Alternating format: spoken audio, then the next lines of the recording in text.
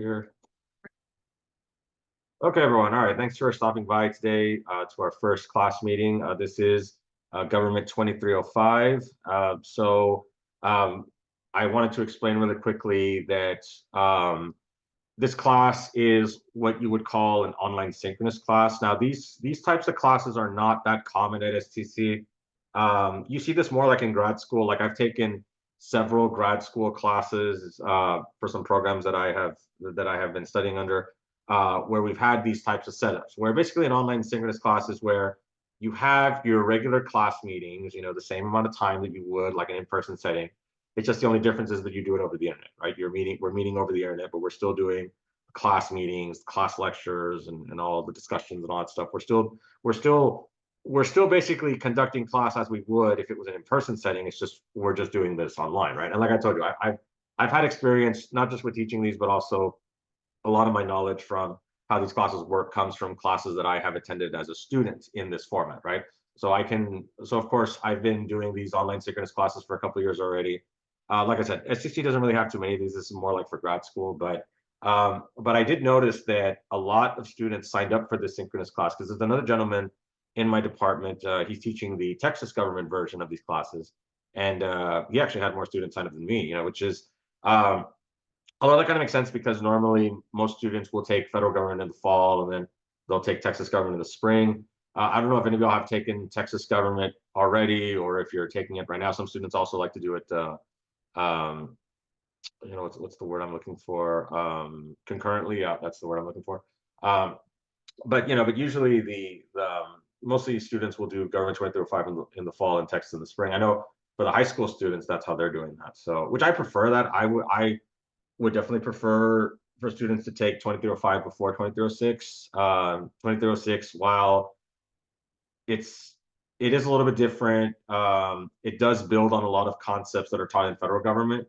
So if you're not sure how the federal government works, yes, you could get away with understanding how Texas government works, but it helps to know the backbone of American government because obviously, of course, the state of Texas is one of the 50 states in the United States. So it makes sense to have a working knowledge of the federal government's role in the relations with Texas. But again, that's more so for Texas government. This is federal government. So we're just going to focus mostly on the federal government. Although that's not to say that we won't also discuss Texas issues, local issues. Of course, we just had the inauguration of President Trump. So we'll see how obviously, of course, there's already been some executive orders that have gone through, and there's been some reactions to that, and so it's definitely going to be interesting to see how this all plays out in terms of some of these initiatives that the President Trump is trying to, is putting forward with his executive orders. And of course, we'll see how that plays out within the legal system, right? And of course, that'll be a good opportunity for us to be able to discuss in real time, how does the Constitution work? So when the president makes an executive order, is it something that happens right away, or is it subjected to judicial review by the federal court systems? Can someone bring a lawsuit?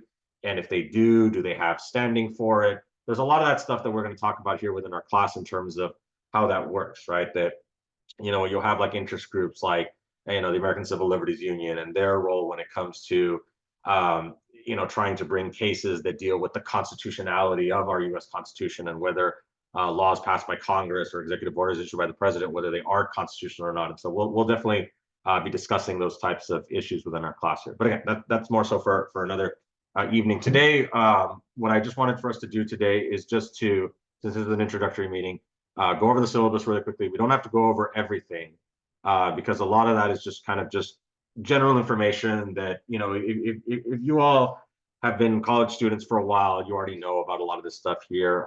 But for the most part, what we're going to focus on within the syllabus is, what is it that you're going to be graded on, and kind of like the calendar, right? I think that's what mostly everyone usually goes to first when they get a class on the first day. I know I do this when I'm working on my grad school classes. The first thing I do is I go to, okay, what do I have to do? What are the things I have to turn in? What are the assignments I have to do? How much is everything going to be graded for in terms of grade weights? When are due dates, right? When are we going to be covering certain things, right? That's usually the first thing that students will look at, and in some cases the only things, because I understand you all have busy lives. I mean, we all unfortunately are just really busy with so many things and things like that. I don't remember being this busy 10 years ago. So it's just, it's just kind of unfortunately how it is, things like that. But anyway, but we'll go ahead and work on the syllabus. And then the last part of class, we're going to take a look at the class layout, and I'll walk you through in terms of what everything looks like and where to find things. And also the first assignments that are going to be due, which I do have 2 discussions that are going to be due this week. They are important, but I also want to mention that, one of the main reasons for why I have those introductory discussions is also so that there's grades that are tabulated. Okay, someone else is joining in. So yeah, so we'll see more students kind of trickle in here as the evening goes on. But some of y'all probably, if you're not familiar with this, I don't want to say I'm a financial aid expert, but because I've been working in higher education and also I've been a grad student forever, I kind of have a good working knowledge of how this works. Basically, is that for those of you who are getting financial aid, STC has to send out information to the federal government to basically ensure that you actually are attending school. And the way that online classes are able to determine attendance is through the completion of assignments. So that's why I have a introductory assignment, for that first week. I know we had, yesterday, we did, STC wasn't open, but these 2 assignments are very simple. It's just a quick syllabus acknowledgement that you read the syllabus, understand, and will abide by it. And then there's a quick discussion question where you introduce yourself and also give your thoughts on like the current state of the federal government and things like that. So it's just, just a way to kind of get you in the, kind of get the brain going when it comes to already, getting involved, when it comes to studying government here.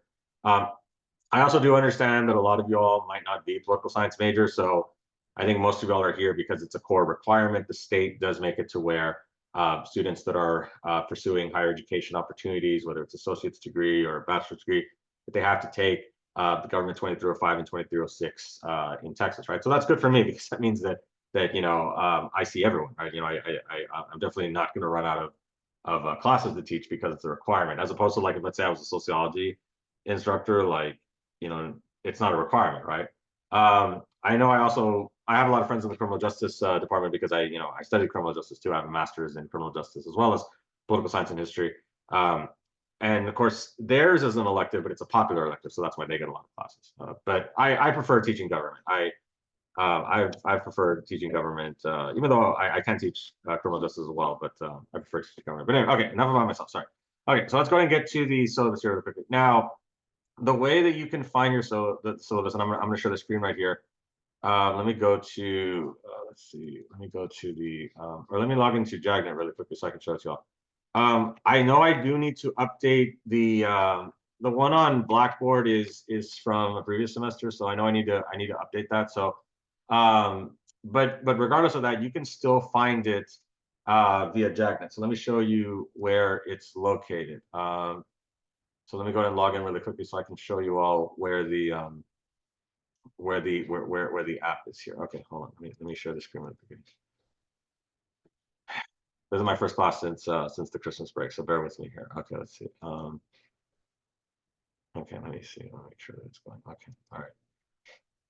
Okay, everyone. So you should be able to see my screen now. So you should be able to see that if you go on down to, and yours is going to be a little bit different. But if you click on syllabi, that's going to take you to the concourse system here. So of course mine's going to look different because again I'm the professor, so these are the classes I'm teaching. But for you, it would be the classes that you're taking. So if you click on this one, the V19, this is ours here. Okay, so like I said, we're just going to go over kind of the basic the basic concepts here within the syllabus, and then of course. Then we'll take a look at the Blackboard setup here. So we're not going to take too much time here. But again, and definitely do stop me if you have any questions on any of this. But okay, let's go ahead and get started going over the syllabus here. Okay, so anyway, so these are the class meeting times. They are on Monday and Wednesday from 6 p.m. to 7:15. Now let me also mention another something else that something that's kind of been brought forth to my attention in semesters past. Now, I have had students who have signed up for this class, and sometimes they don't even know that there are these online meeting times, even though it is marked here on the syllabus, and it does show on the JAGNet when you register. But like I was saying at the beginning of our class meeting, I do understand that these types of online classes are not that common at STC.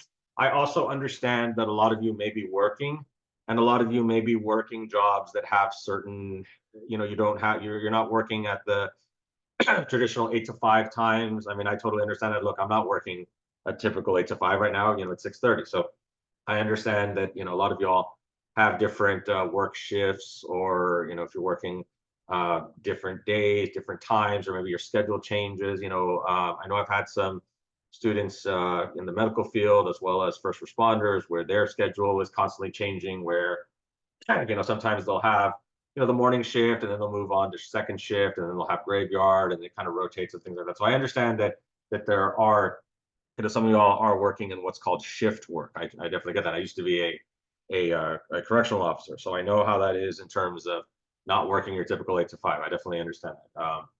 So with that, yeah, I used to work in a prison before. So with that being said, I do understand that there's circumstances beyond your control might not allow for you to come to class. So that's why there is. I know I put in the syllabus that there's a mandatory attendance policy, but that's mostly like for the high school students, because high school students, they have more issues with attendance and things like that. So I mostly just have it there. But what I want to mention is that don't feel like you have to come. I do expect for you all to show up to class, because we are signing up for this type of class. But I understand if things come up, that's totally understandable. So just let me know if something does come up. But the key thing that I want for you to understand is that attendance is not mandatory. Okay, so you do not have to show up. Definitely, but the expectation is that I do expect for y'all to show up. So let me know if you're not able to, and then we'll see what we can do with things like that. But like I said, I'm gonna record these meetings, and then I'm gonna upload them so that you all can watch them later on and see what you all missed. Okay, but I just wanted to just mention that really quickly, that the attendance is not mandatory. The expectation is to try to go to class as often as you can. But if things do come up, I do understand. Okay, I totally understand. Okay, so really quickly, in a course description, this is basically just in a nutshell. If you could sum up federal government in one sentence, this is basically what we're going to be covering. This course covers the origin, development of the U.S. Constitution, structure and powers of the national government, including the legislative, executive, and judicial branches, federalism, political participation, the national election process, public policy, civil liberties, and civil rights. So again, if some of this doesn't sound familiar to you all, that's totally okay, because that's why you're here. You're going to be taking this class. So by the end of this class, you should be able to have a good working knowledge of all of these different concepts, right? So we will be going over, the U.S. Constitution in pretty good detail. We're going to be going over the 3 branches of the federal government, right?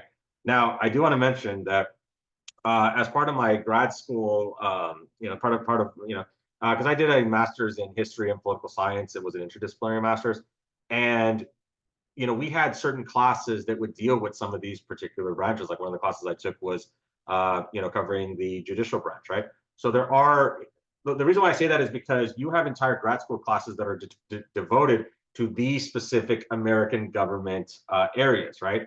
In grad school, there's classes on, the American election system. And then, of course, there's also a little bit of history too, right? There are classes dealing with, the American Civil Rights Movement, because, of course, we just had, MLK Day this past Monday, right? But the point I'm trying to make is that we're just going to be covering a broad overview of these particular topics, and you can go even deeper into these specific topics. I mean, there's even PhDs in public policy, where you go over all the different aspects of public policy, such as economic policy and social policy, where they delve into the spending that goes into these programs like Social Security, Medicare, Medicaid. Some of y'all may have heard of those programs. So again, we're just going to briefly touch on them because, like I said, there are classes and even degrees that go so much into American government. So we obviously, of course, don't have time to go over all that. So we're just going to go over the basics here. But again, you should have a working knowledge of all this, after taking this class. Okay, so this is my contact information. So like I was mentioning, like I've mentioned here in the syllabus, my preferred form of communication is email, but I do understand that some of y'all prefer the ease and accessibility of Blackboard messaging, so that's fine. The only thing I do ask for y'all, if you are going to engage in the and let me skip over here where it mentions it, is the Blackboard messaging protocol. So some of y'all may have seen may have seen that there are some YouTube videos that link to that. It's very simple. Basically, let me show you all how it works. So if you're going to send a message here, let me go ahead and send one here. Let's see, of course, messages. I'm sorry about that. Let me hold on. Let me send a message. But okay, I'm sorry about that. Hold on. Let me stop the screen share here really quickly. Hold on. Give me just a moment. Let me stop the screen because I'm trying to find what this is. I'm sorry. It's my first day back. Let me try to figure this out here again. So know there's an easier way to get to that here. Hold on. Let me see. Let's see. Okay. Okay. All right, I'll share the screen again. Sorry about that. Okay. Okay, so let's say, okay, so here's the way it looks if you're gonna send a message here, right?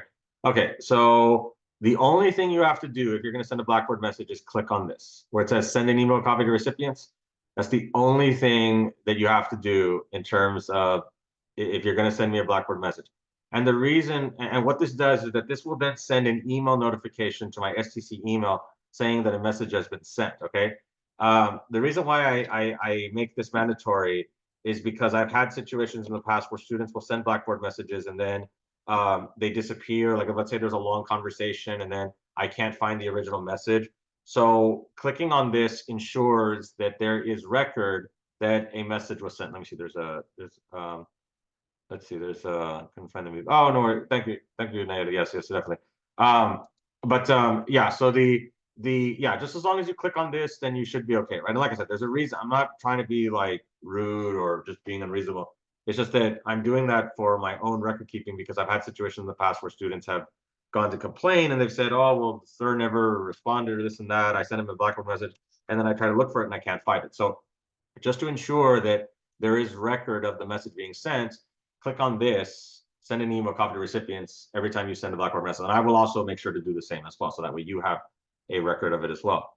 I've used different systems, since I've taught at a variety of different colleges. Some of y'all may be familiar with some of these, some of y'all may not, but there's different systems. They call the term for this in terms of what Blackboard is, it's called a learning management system. It's called an LMS. And other colleges and universities use different LMSs.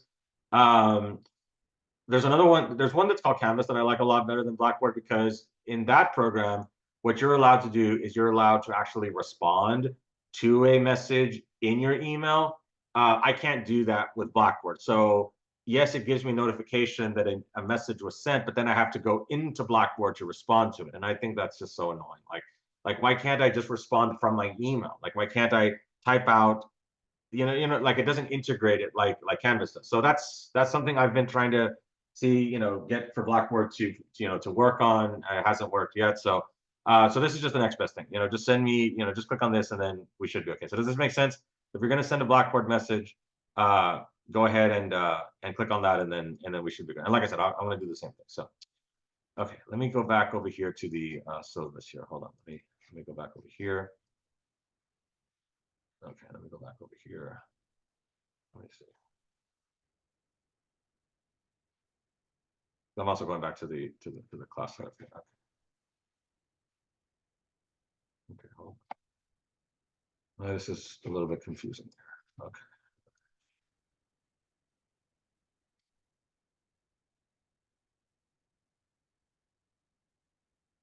Okay, everyone. All right. So going back to the contact information, so like I said, email is probably the best way to get a hold of me. Phone is, I'm usually not in my office because as you can see here, I have office hours, at other, teaching sites and all that stuff. So I'm not usually in the office because I'm usually out,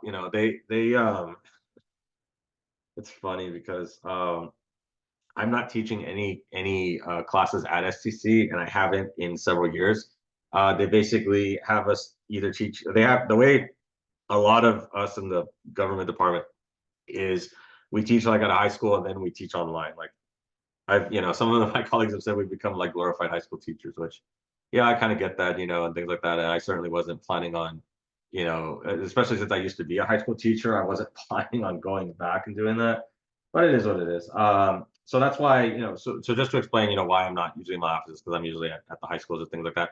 So that's why the best way to get a hold of me is through email. My email is very easy to remember because there's no numbers. It's just the AA Gonzalez because it's my first initial, my first name, the first initial, my middle name, and then my full last name.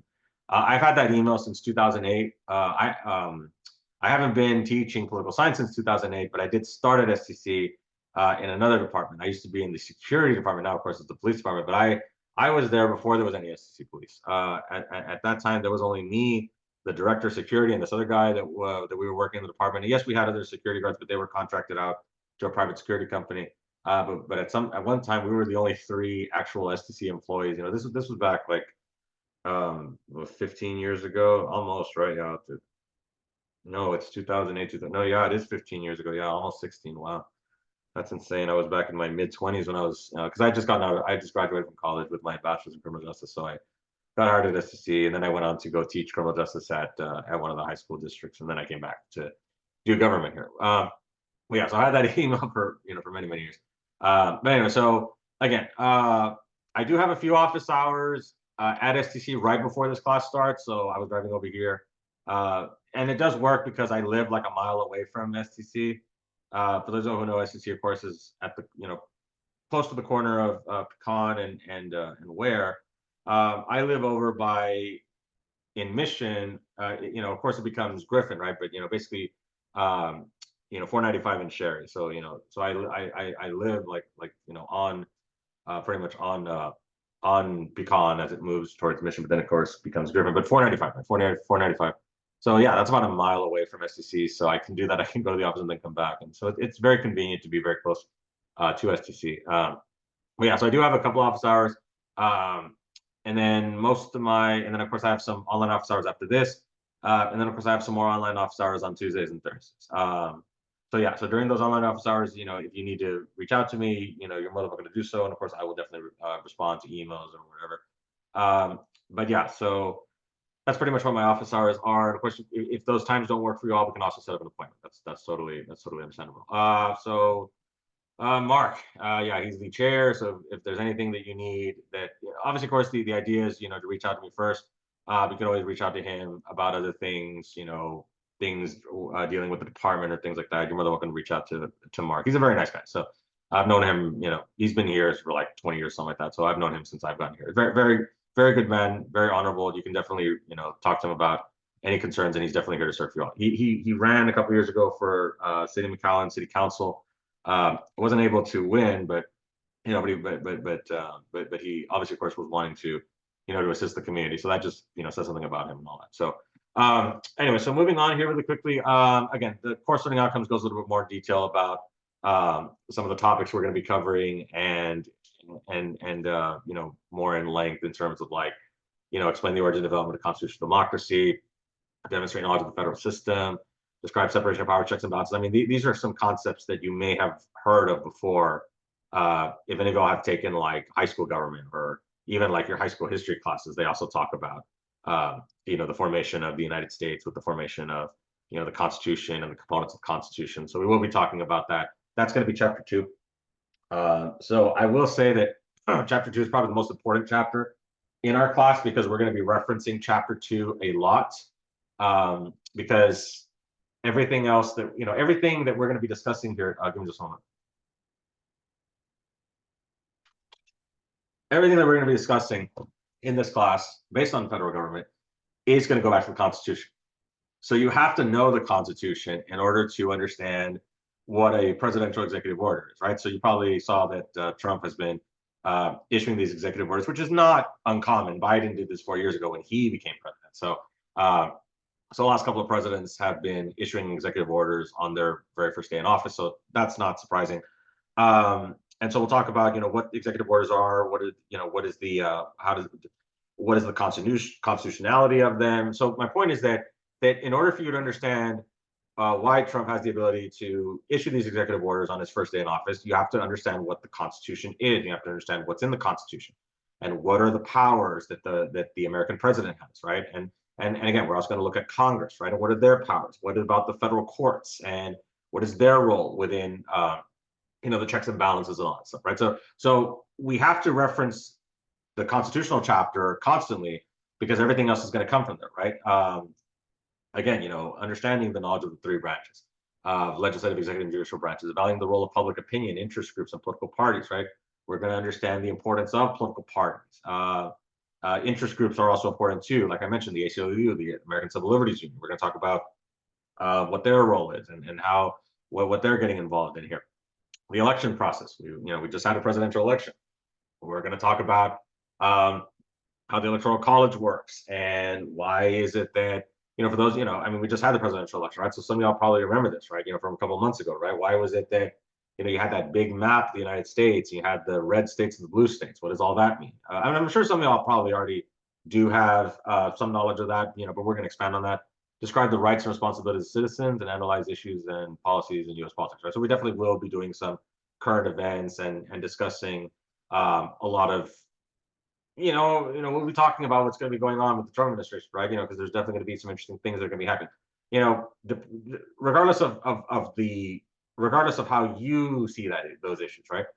It definitely warrants being discussed here. So we'll definitely will talk about that here. Okay, don't really worry too much about the core objectives here. I'm not trying to minimize them and make them sound that they're not important, because they are, but you're going to be meeting these core objectives through the work that you do, right?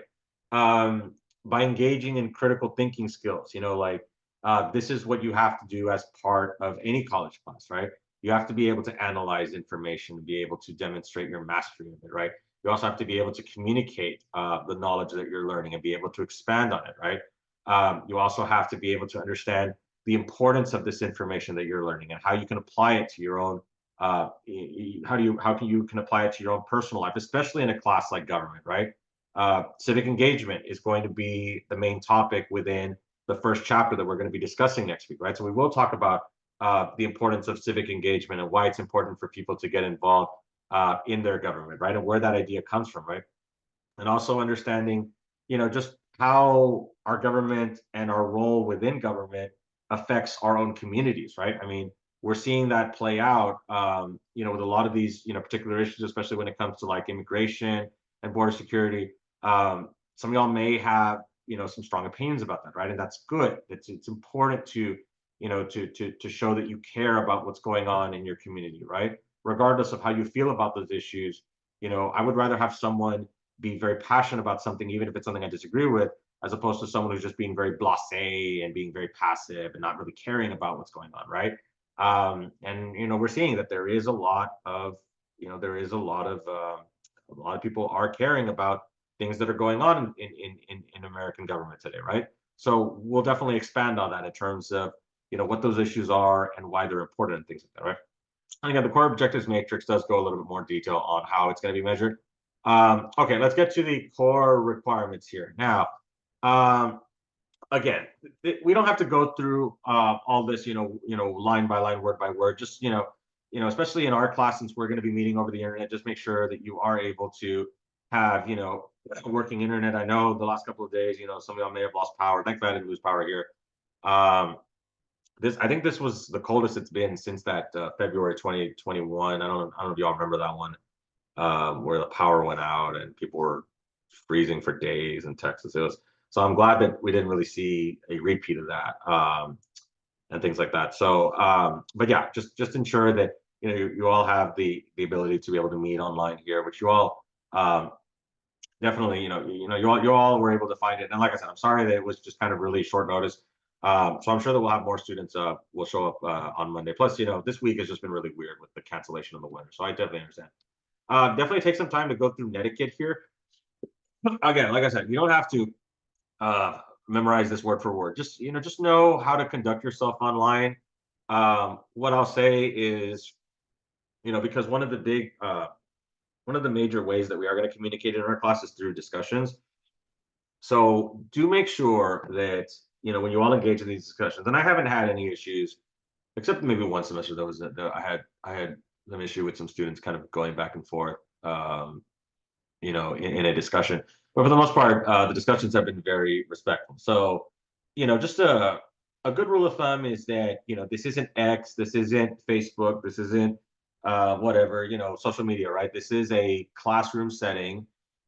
and there are going to be academic expectations, right? We're not going to be engaging in any type of profanity. We're not going to be engaging in any type of trolling or anything like that, and especially I hate that. I hate that so much. In fact, that's why I'm not really on social media. And if I am very quick with the block button, because I don't put up with that. I do not put up with people talking to me in bad faith online.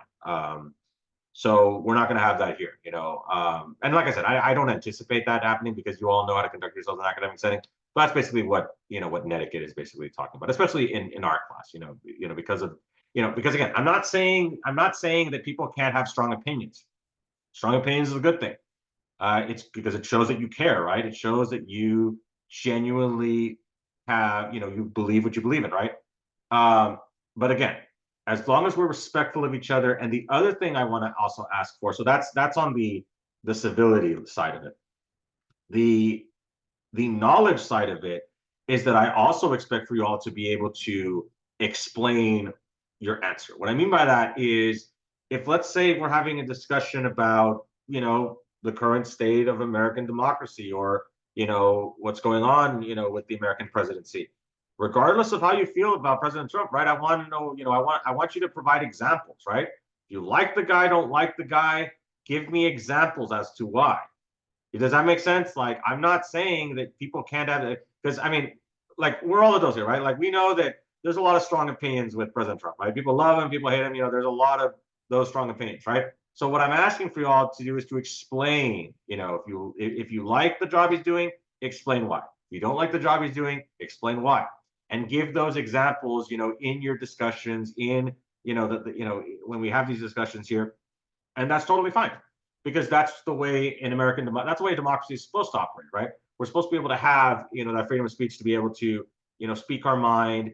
Now, of course, out there, you don't have to recite your sources or provide sources for, freedom of speech. We will talk about freedom of speech later on. But because it's an academic setting, I definitely do expect for you all to be able to explain yourself, right?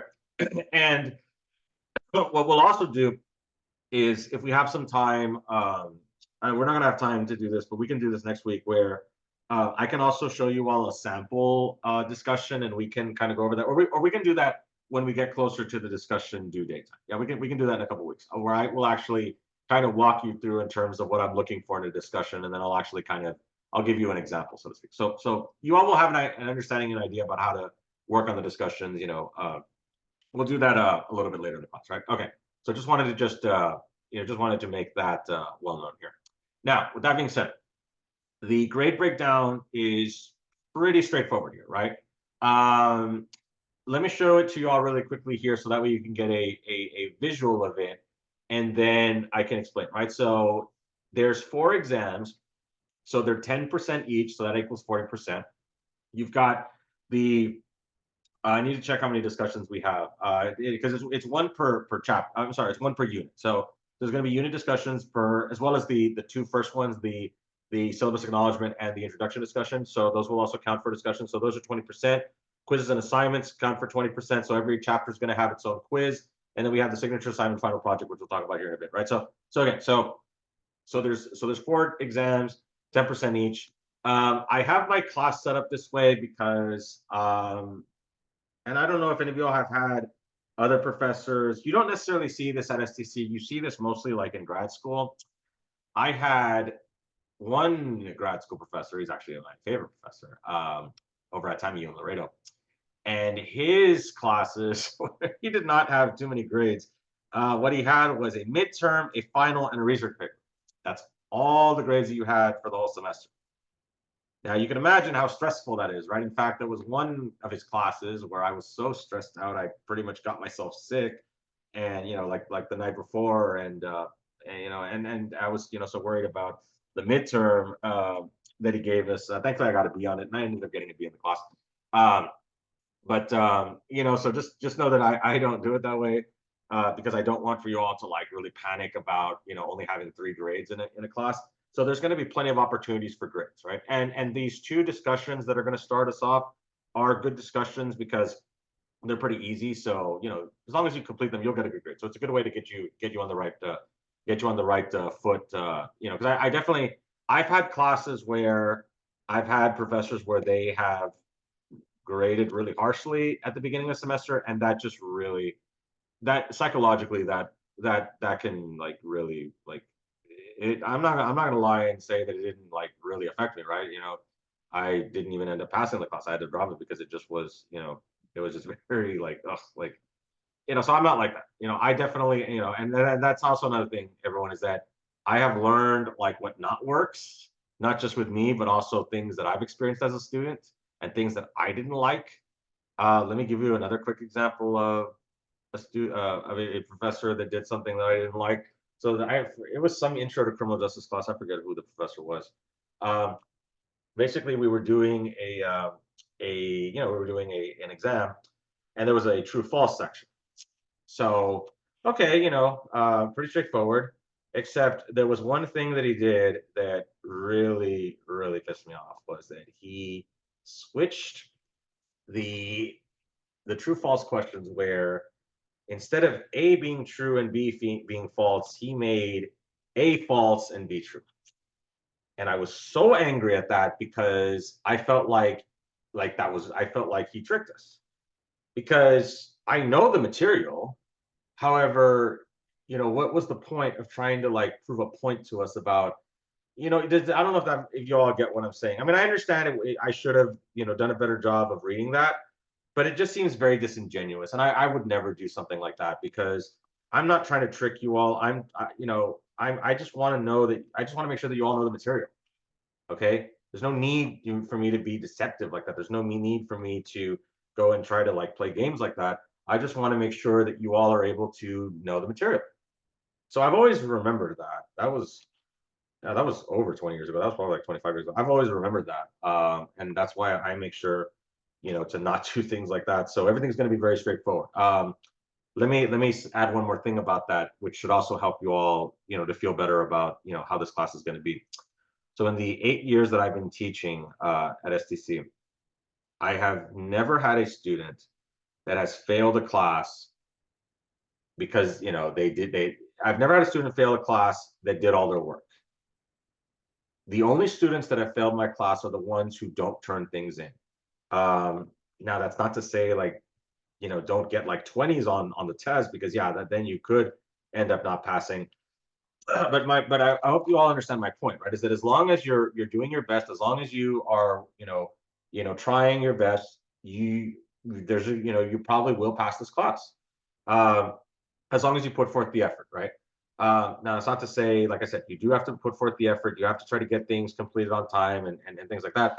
But just know that, this class is not hard. Okay, this is not biology. This is not physics. This is not I don't know what, like, trigonometry, and none of that, okay. And that's why I don't teach those classes, because I'm not good at math and science, right? I'm not a STEM person. But that's fine, because everyone has their niche, right? So the point is that, and that's also why I understand why that, I'm not going to, I do understand that some of y'all are taking math and science. Yeah, those classes are going to take priority because they're a lot harder, Government 2305 should not be the center of y'all's universe. Please don't make it the center of y'all's universe. This is just a class. I mean, it's important, but don't like stress about it. I don't want y'all to stress about it. Just do your best, and I assure you everything's going to be okay. I'm definitely very flexible. If things come up, I'm currently taking care of my 86-year-old grandmother. She's about to turn 87, hopefully next month. But she's got a wide range of health issues, and right now she's in assisted living, and I have power of attorney over her. So I'm the chief administrator. Like, they call me, like, when things are, if she's not doing well. So I understand that there's a lot that, a lot of us are dealing with, right? That a lot of us don't know about. So I definitely understand if things come up, please let me know. I mean, there's a lot of sickness going on right now, guys. Like, I know that there's a lot of sickness. So definitely do, please, be safe and be as careful as possible. So I understand, that people's health is not good right now, and also their mental health too. So not just physical, but also mental. So if there's something going on, please let me know, and I will definitely do my best to be able to assist you. Okay. If I, there's options that we have. So just be honest with me, but definitely let me know what's going on, so that way we can try to make arrangements. That's okay. So 4 exams, 40% each, 20% is going to be for the Blackboard discussions. Like I said, we will take some time to go over the discussions. I do have the requirements here. The requirements are also listed in the discussion, in the discussions themselves. Basically, in a nutshell, you have to make 3 total posts one response, and then one post that answers the question or attempts to answer the question, and then two more responses to your classmates. And again, there's also sentence requirements and word length requirements, like 200 words for the initial post and then 100 words for the responses. So, but like I said, we'll go over that when we get before the first discussions due. We'll take some time to kind of go over it and also kind of show you all a sample. There is a video where I've recorded that sample, so you can watch that as well. I've also uploaded that, but we can also do that in class here. Every chapter is going to have its own quiz here, and signature assignment. Okay, this is like our final project here. This is not necessarily a research paper; it's more so a research project because it does have some writing components to it, but it's not like a full-fledged like 10-page paper. No, that's more so for the honors class, because I am teaching an honors version of this class where they do have a research paper and they've got other things they have to do, but this is just the regular class. But yeah, basically in a nutshell, you're going to write a mock letter where you're going to so you're not actually going to send it, right? You can if you want to as a private citizen. I've had some students do that, but don't say that I'm making you do that, because that's no, that's this is just for academic purposes. This is just to simulate it, right? If you were doing this for real, how would you do this, right? So basically what you're going to be doing is, and again, we're also going to take some time in class to also go over this. I've also made a video about going over the signature assignment, but we can also go over it in class as well, right? Basically, like I said, you're going to write a mock letter where you're going to write about a political issue that is, that deals with the federal government. It's a federal issue, and you're going to write it to any current sitting member of Congress that represents Texas, right? So this would be like the two senators from Texas, Senator Ted Cruz, Senator John Cornyn. This would be those are the two senators, right? If you wanted to write to your House member, this would be like Monica de la Cruz, District 15, or Vicente Gonzalez, District 34, Henry Cuellar, District 28, right? Yeah. Those are the ones that represent districts within the valley, right? So again, as long as it's either any of the senators from Texas or any of the House members from Texas, then that's fine in terms of you picking who you want to write to, right? And again, like I said, we're going to go over this a little bit more in detail, but this is the final project, and this is not going to be due until the end of the semester here. Okay. Okay, so this just gives you a breakdown of the assignments here. Okay, the textbook. All right, good news. The textbook is free. All right. We have transitioned over to an OER textbook. It's American Government third edition. So I do have links available to where you can access the ebook, as it shows it right here, as well as other links within Blackboard. I've also added resources that American Government the third edition uses. Of course, I've also included lecture videos that I've created in the past. Now, I do want to let me also mention that the lecture videos that I've done in the past were for a previous textbook that we used. So I am in the process of updating my lectures based on this new textbook. In fact, that's something that I'm going to be working on this semester and this summer. I'll have a little bit of time to do that. So I'll be updating my video lectures. I also have to do that for my history classes too. The OpenStax is really good because it has all kinds of open educational resources, for other, for other subjects, right? So since I'm also teaching history, I'll also I need to update my history lectures as well. There's also audiobooks too. In fact, that's what I'm going to use when I read through my chapters before I do the lectures on them. I used to read through them, because I did buy a hard copy of it because I know it's online, but sometimes it doesn't be, I'm more old school. Like I still like to read traditional books and all that. But one thing that I've also learned is I've also gotten the habit of listening to audiobooks as well. And so those audiobooks just came in a couple of months ago, so I'm going to be adding those to our Blackboard class. But you can also listen to those as well, and that's what I'm going to be doing. So I didn't mention that one of my favorite activities is I go to the park every night. Well, not every night. I didn't go last night. It was way too cold. But now that it's going to be warming up a little bit, I do my nightly exercise. And so normally I'll listen to podcasts when I'm exercising, but what I'm going to be doing instead is I'll be listening to the audiobooks, so that'll be the way that I can prepare for a class as well as make the video lecture. So, but again, that's our textbook. So feel free to already access it and to start reading it. Okay. Instructor expectations. Don't worry too much about that. This is just like, the expectations of how students are supposed to conduct themselves. These are things, as a as an SDC student, you definitely already know like what to expect. Okay, so like I said, so first week it's just introduction. We will start on chapter 1 next week. So do keep in mind that these are not set in stone. These are subject to change. Things do come up, like what we just had yesterday and this morning with the class, SDC starting later. So things will come up. There has never been a semester that I've been teaching where we went where we stuck to the syllabus timeline 100%, because there's always something that happens. This is just a plan. It's not set in stone. It's not a contract. It's just a plan, so to speak, right? So things will come up, right? But like I said, I can be flexible also when it comes to like due dates or things like that. Like, let me give you an example. So for the semester break, I mean, it's also Easter break, but I guess they call it semester break. I'm not going to have something due on Easter Sunday for y'all. Okay, that's not fair. Like, I wish that professors would do this. I've had some professors where they will not take that into consideration and they'll have us do stuff like on holidays, right? So I will definitely not do that for you. Like, if I will push it back to like Tuesday, right? I think I did that. If I didn't, let me know so that way I can move that. But I believe I moved the whatever's due that week of April 14th, I moved it to Tuesday and things like that. So so I definitely try to be mindful of those, but yeah, definitely keep in mind some of these due dates. Like I said, the final project's not going to be due till the end of the semester and things like that. So this is basically a nutshell of what we're going to be covering here. So yeah, first couple of chapters are going to be the intro chapters, like the Constitution, which I would say this is the most important, right? Chapter 2. We're going to take a look at what federalism is, civil liberties, so we're in the Bill of Rights. And then we're also going to take a look. Then the next unit's going to be the actual institutions. So we're going to take a look at Congress, presidency, and the courts. Then we're going to move on to voting, public opinion, political parties, interest groups, and then lastly we'll move on to the policy chapters and civil rights. So we'll be, so we should be able to knock everything out within a normal time frame. Okay, so I know it's already going to be time to go, everyone. So last thing that I wanted to show you really quickly is the class layout. Okay, so let me show that to you all really quickly here. And then we'll be able to leave here in a few minutes. So okay, everyone. So this is the setup here for Blackboard. So yours is going to look a little bit different because this is from the instructor viewpoint. But basically, if you go to start here, this gives you the syllabus and a lot of what we talked about here. I know I need to add the current syllabus, so I'll be doing that. But these are the modules where you can find the.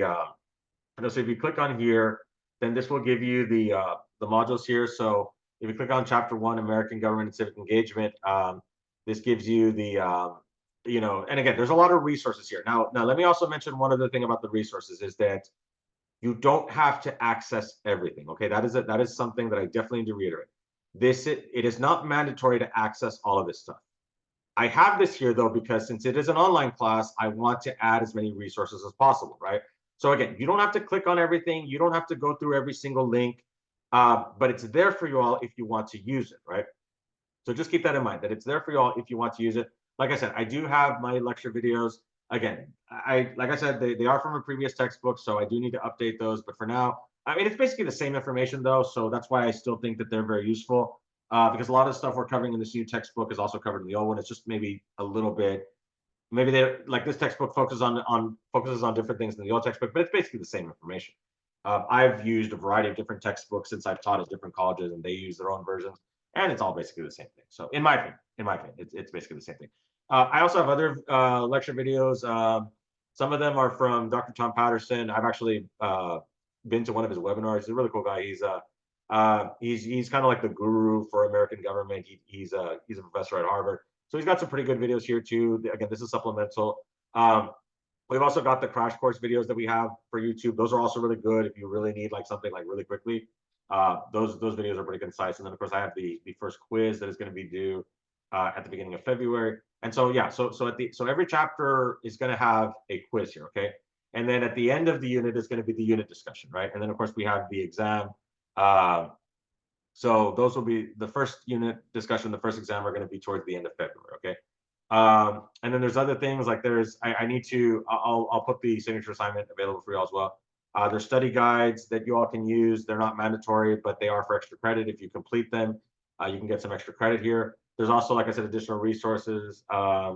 you know, again, so every chapter is going to have some additional resources, extra YouTube videos, other articles. Like I said, you don't have to click on all of that. It's just there for you all if you all want to use it. Okay, and I think that's pretty much what I have. There's other stuff that I haven't deleted. Don't worry about the honors folder. That's for the honors student stuff. But yeah, so that's pretty much in a nutshell. And I know you all have probably submitted your introductory discussions already, so I need to go ahead and grade those. But that's pretty much the way the class is set up here. And like I said, we'll take more time to go over the discussions. We'll take some time to go over the signature assignment as well, because there is going to be a rough draft that's going to be due. That'll be probably due, like I think in March or something, like early March. So, you know, before we go on spring break. So, but yeah, keep that in mind. And so we'll just kind of go at that as we are. So let me go ahead and stop the share here. So, okay, so it's 7:15. Does anybody have any other questions or anything else you all have questions about in regards to the class? Any of you all have any concerns, or is there anything else that I can help y'all with before we end for today? Is there anything else that I can help y'all with before we end for today? Does everything make sense in terms of the the syllabus and the excuse me, so I've been talking for an hour here. Does anybody thankfully I have some water here. So does anyone have any questions? A question in the test. Yes, a very good question, Juan. Yes, I forgot to mention that. My bad. Yes, the exams are open book, open note. So you can definitely use your notes. You can use your book and any resources that you would need. We'll talk about that at a later time in terms of what the expectations are for like how to take the test. So we can also do that like as we get closer to test day. In terms of like the honor lock system and you know what are my expectations in terms of how to take exams and things like that, you know, and the purpose of what honor lock is supposed to do and things like that. So we'll go over all that. If you fill out the study guide like on paper, we're able to, yes, that's fine. Yes, because I know some of you all like to write out your study guides. Yeah, you can like take a picture of it and then submit it, you know, if you want the extra credit, so that's totally fine. And yes, and you can also use that as well when it comes to the you know for the test as well. And so since I also understand that this is an ebook, I do understand that you all probably aren't going to have like an actual physical book, you know, as you're taking the test, right? So we'll go over like expectations, like you know, one of the things I always ask for y'all to do, like when you all are taking the test, is like if let's say whatever device that you're using to access the ebook, like show it to the camera so that way I have proof that whatever it is that you're doing on that device is, you know, related to the test that you're taking. I don't know if that makes sense. And that kind of goes back to my time when I used to be a security supervisor at STC. I used to be in charge of the lost and found. So whenever security guards would find like, you know, jackets or any type of, you know, some lost notebooks or something like that, and they would, you know, or if let's say the custodians found something, they would turn it into security. And so what we would do, of course, is we would document everything that got turned into our office. And so one of the cameras that we had in the security office, again, I don't know how it is now because it's been years since I've worked there, but we did have a camera that was set up that was supposed to monitor the lost and found, like where you actually had like it was a drawer, we had lost and found. So what I would do every time that I would document something being checked into the lost and found is I would show the item to the camera. Like let's say the camera's up on the ceiling. So I would outstretch my arms and show the item as, you know, clearly as you could see to the camera. So that way there's proof that, okay, that this item was documented at this time and the camera sees it and now it's being put into the lost and found. So I use a similar type of setup where if you're going to be like, let's say you've got the ebook on your phone, just show me the, you know, your phone in terms of like showing, you know, that the ebook is on there. So that way I can just verify that, you know, that is, you know, what indeed what you're using. So just as a way just to, you know, to ensure that, you know, to ensure that like, you know, there's not going to be any threat of cheating or things like that, you know, and of course that's the whole purpose of the honor, right? You know, is to try to negate, you know, the risk of cheating and all that stuff. But again, we'll talk more about that, you know, once we get closer to test time. So, because I know it's already time to go, so I don't want to take too much of y'all's time. But anyway, so thank you all for stopping by. Is there any other questions that you all need to ask me? So, like I said, for those of you who stop by a little bit later, we do have class meetings on Mondays and Wednesdays from 6 to 7:15. So yeah, so we'll have our next class meeting next Monday. We will start with chapter 1, which deals with civic engagement, and of course, obviously the intro chapter. So we will begin our discussion on that starting on Monday.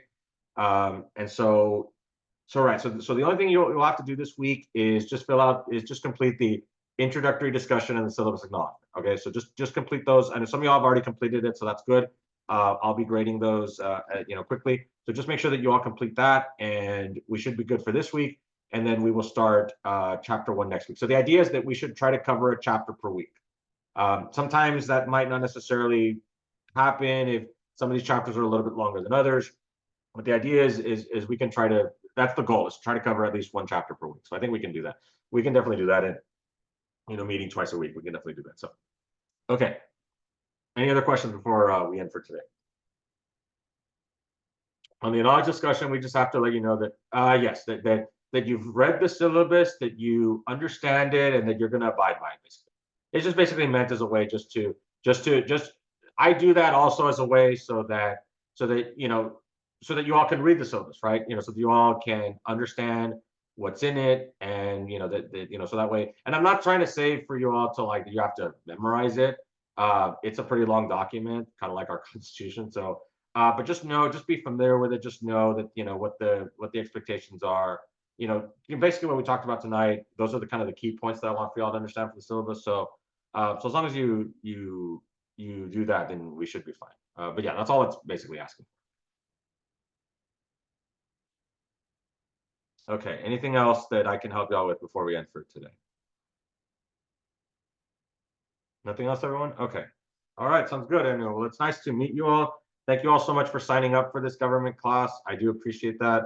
You all are the reason why I have this career that I enjoy so much.